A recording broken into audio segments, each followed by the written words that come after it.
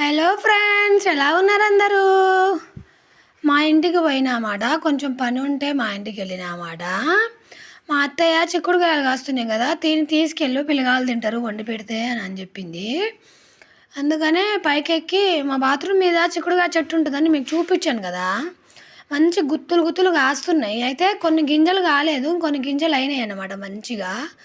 అయితే ఒక పిరిగడి సుమారు తీసుకొని వచ్చిన.